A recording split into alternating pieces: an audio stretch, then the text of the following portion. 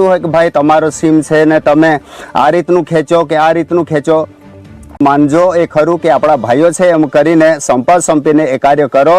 અને સાથે મેં એવું બી કહેવા માગું છું કે જે ગ્રામસભા અને વિશેષ વન અધિકાર સમિતિના જે ઠરાવો મૂકેલા છે તો સરકારી તંત્રને પણ એવું કહેવા માગું છું કે આ જે અરજીઓ પેન્ડિંગમાં પડેલી છે એના પર ધ્યાન આપે અને આ વિવાદ ના ઊભો થાય અને અમારા ખેડૂત મિત્રોને સંપૂર્ણ રીતે એમનો જે હક અધિકાર છે એમનો ખરેખર મળવો જોઈએ। કારણ કે વન અધિકાર અધિનિયમમાં એવી જોગવાઈ છે કે વર્ષોથી ખેડતા આદિવાસીઓને જમીન મળવી જોઈએ ને અધિકાર પત્ર મળીને 7/12 બનવું જોઈએ, તેનો અમલ આજ દિન સુધી સરકારે કર્યો નથી। તેવી જ રીતે આ જ જમીન બાબતે જાણવા મળ્યું છે કે સ્થાનિક ખેડૂતોને સનદ પણ આપવામાં આવી છે।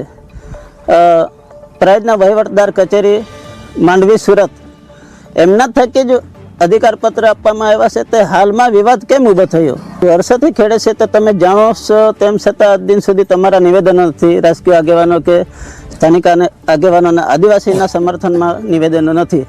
જંગલ ફોરેસ્ટ વિભાગના લોકોએ અમને ખેડાણ કરતા અટકાવી દીધા હતા, ત્યારે એ લોકોએ અમને જબરજસ્તી બળ પ્રયોગ કરવા માટે બી કોશિશ કરેલી હતી, છતાં પણ અમે નિર્ણય ના આવવાને લીધે અમે આ સ્થળ પર અમે ધરણા પ્રદર્શનનો એક લીલાબેનના નેતૃત્વની અંદર અમે અહીંયા ધરણા પ્રદર્શનની અંદર અમે બેઠા છે। આશા છે સરકાર પર કે એ જે પક્ષ વિપક્ષ જે આવીને અમને જે વાતો કરીને ગયા છે અને અમે સોશિયલ મીડિયા મારફતે અમે જે અમારી રજૂઆત કરીએ છીએ એ કદાચ એ સાંભળીને જો સરકાર એ બાબતમાં નિર્ણય લાવીને અમને જો અમારો હક અધિકાર છે તે અમને આપે એવી અમને સરકારને પણ વિનંતી છે।